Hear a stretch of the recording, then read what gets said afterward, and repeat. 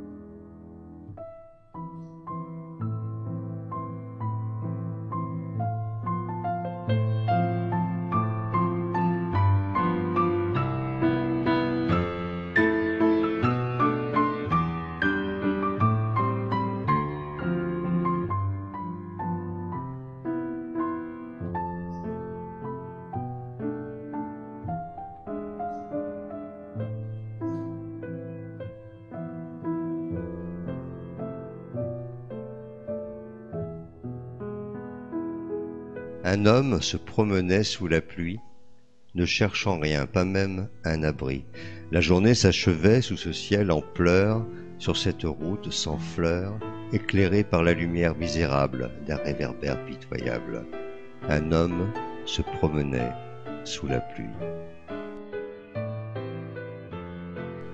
Dans sa jeunesse, il avait connu l'amour, des femmes à qui il avait dit « Je t'aime ». Il leur avait écrit des poèmes et leur avait fait la cour. Il ne lui restait que des souvenirs lointains, incertains, à n'en plus finir, de femmes brunes ou blondes, de femmes fines ou rondes. Certaines lui avaient dit « Je t'aime ». Puis elle s'en était allée vers d'autres lieux, vers d'autres hommes, sous d'autres cieux, croquer la pomme.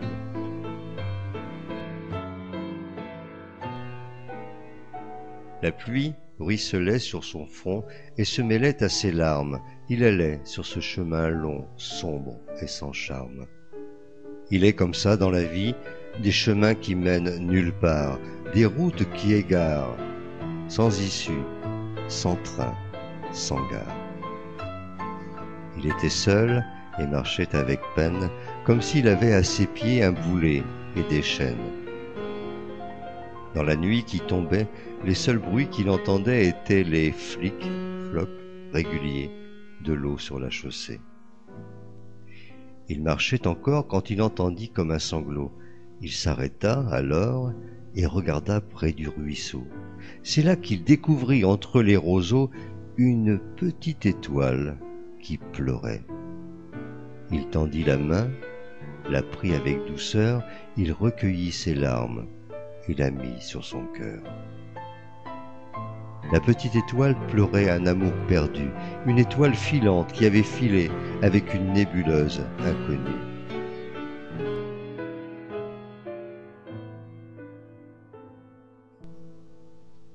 contre les mains de l'homme, contre le cœur de l'homme, la petite étoile retrouvait joie et courage. Elle pouvait enfin tourner la page. Mais au bout de quelques mois, la nature reprit ses droits. Peut-on tomber amoureux d'une étoile, toute nue et sans voile sur la toile? Il est des rêves impossibles, il est des étoiles inaccessibles. L'homme en prit conscience. L'étoile avait besoin d'espace. Elle ne lui disait rien, mais il le sentait si bien. Alors, au cours d'une soirée vagabonde, il tendit les mains vers la lune et déposa sur la voûte brune une petite étoile toute blonde.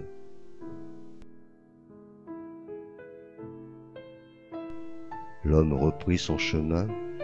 L'étoile le regardait au loin. Dans leurs yeux, il y avait de la pluie et dans leur cœur aussi. Il retourna dans ses foyers. Elle poursuivit son parcours. Il ne l'oublia jamais. Elle s'en souvint toujours.